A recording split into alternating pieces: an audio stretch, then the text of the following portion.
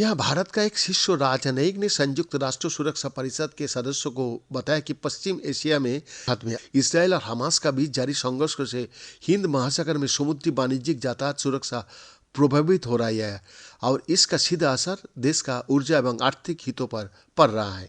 संयुक्त राष्ट्र में भारत का उपस्थायी प्रतिनिधि और रविंद्र ने यूएनएससी में खुली चर्चा के दौरान अपनी टिप्पणी में कहा कि पश्चिम एशिया में जारी संघर्ष से हिंद महासागर में समुद्री वाणिज्यिक यातायात की सुरक्षा पर भी असर पड़ रहा है, जिसमें भारत से जुड़े जहाजों पर कुछ हमले भी शामिल है।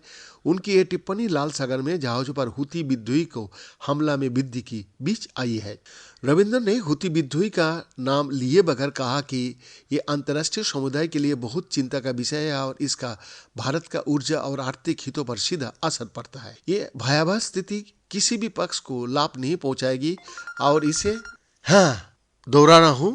रविंद्र ने हुती विद्रोही को नाम लिए बगैर कहा कि अंतर्राष्ट्रीय समुदाय के लिए बहुत चिंता का विषय है और इसका भारत के ऊर्जा और आर्थिक हितों पर सीधा असर पड़ता है।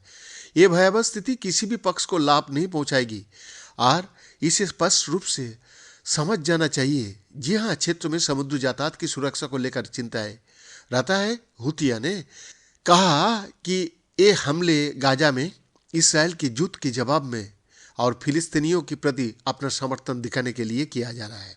रविंद्र ने कहा है कि संघर्ष की शुरुआत से ही भारत ने जो संदेश दिया था वो स्पष्ट और सुसंगत है कि मानवीय सहायता की निरंतर आपूर्ति सुनिश्चित करने के लिए ये जरूरी है कि संघर्ष बढ़े नहीं। उन्होंने कहा कि मानवीय स्थिति पर गंभीरता से ध्यान देने की जरूरत है और भारत इस संबंध में संयुक्त राष्ट्र और अंतर्राष्ट्रीय समुदाय को प्रयासों को स्वागत करता है। उन्हें कहा कि भारत ने गाजा में फिलिस्तीनी लोगों को राहत सामग्री खेप पहुंचाई है। हमने फिलिस्तीनी शरणार्थियों के लिए संयुक्त राष्ट्र राहत और कार्य एजेंसी को दिसंबर के अंत में 25 लाख अमेरिकी डॉलर से 50 लाख अमेरिकी डॉलर की सहायता भी प्रदान की है, जो एजेंसी की मुख्य कार्यक्रम और फिलिस्तीनी शरणार्थियों को शिक्षा, स्वास्थ्य देखभाल, राहत और सामाजिक सेवाओं में सहयोग करने का मत में है।